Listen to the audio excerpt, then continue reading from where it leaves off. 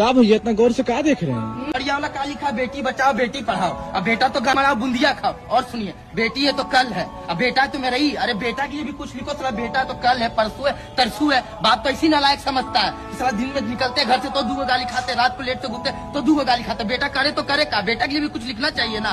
बेटा है तो साला जनरेशन है, बेटा है तो आगे का दुनिया, आगे का पीढ़ी है। सब बेटा के लिए कुछ चाहिए नहीं है।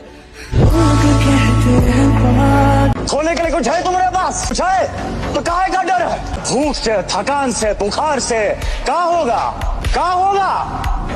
मर जाओगे। अरे मर तो उसी दिन गए थे जब एक गरीब के घर में पैदा हुए थे। अगर लड़का 20 साल का हो जाए और पेरेंट्स से पैसे मांगे तो शर्म आती है उसे। तो 34 साल के हो गए फिर भी शर्म नहीं आती। मैं बात कर रही हूँ ना, इससे बीच में मत बोलिए आप। जानते हो 19 साल से वो तुम्हें क्यों झेल रहे हैं? आना चाहोगे? हाँ, क्योंकि तुम मेरे भाई हो, बस यही एक वजह है। अब मेहरबानी करो और अपने लिए जॉब ढूंढ लो। पता नहीं तुम कोमा से बाहर ही क्यों निकले। दारू पिया तू? भाई तूने बोला था ना, जिस दिन जिंदगी के लोड़े लगेंगे पीने लगेगा। लग गए भाई।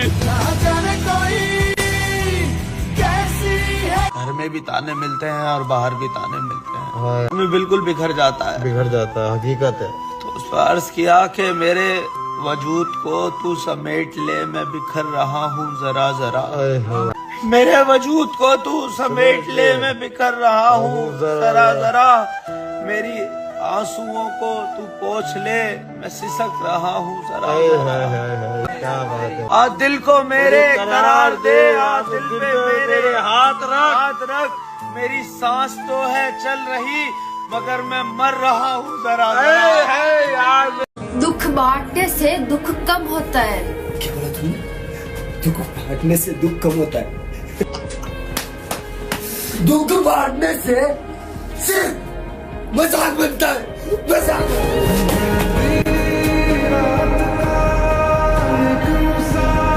तुम्हें अभी समझ में नहीं आएगा कि पैसा कितनी जरूरत है इंसान की।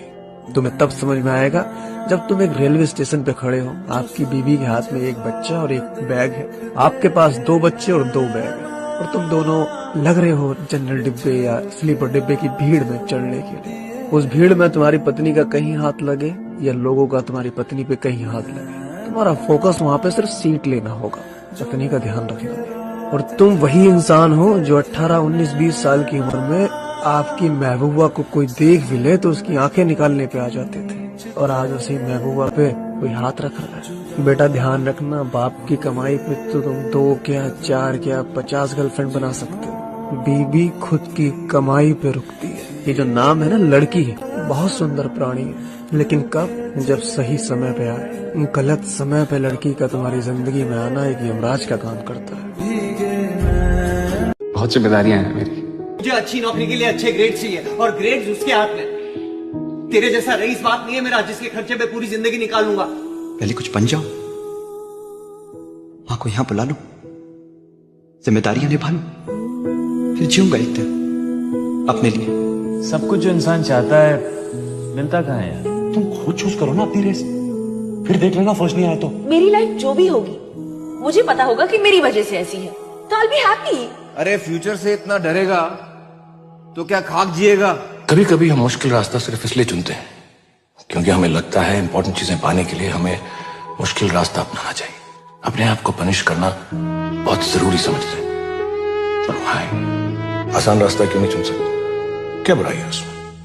मैं मेरे माँ बाप की आंखों में देखता हूँ ना, तो मुझे ऐसा फील होता है कि यार वो लोग मुझसे बेहतर बेटा डिजर्व करते हैं यार, क्योंकि मैं उनकी खुशी के लिए मुझे नहीं लगता कि मैं वो सब चीजें कर पा रहा हूँ जो उनको खुश रखे यार। ये सब सोचकर बहुत बुरा लगता है यार, मगर मैं भी बहुत कोशिश करता हूँ, सब कुछ करता हूँ उनके लिए जिनसे उनको खुशी मिले, मगर यार मैं सब कुछ करने के बाद भी ना कहीं कम पड़ जाता हूँ। एक झापड़ देंगे तो 3 दिन तक नाचोगे तुम। अरे यार इतना काय भड़क रही हो, एक गरम मसाला ही तो नहीं लाया। तुम्हारे चप्पल भी ठीक नहीं करवाया है। क्या बेटा, कम से कम चप्पल तो बनवा लेती। 10 दिन से नंगे पाँव घूम रहे हैं, बाथरूम भी बिना चप्पल के जाना पड़ता। ये क्यों बनवाएंगे हैं?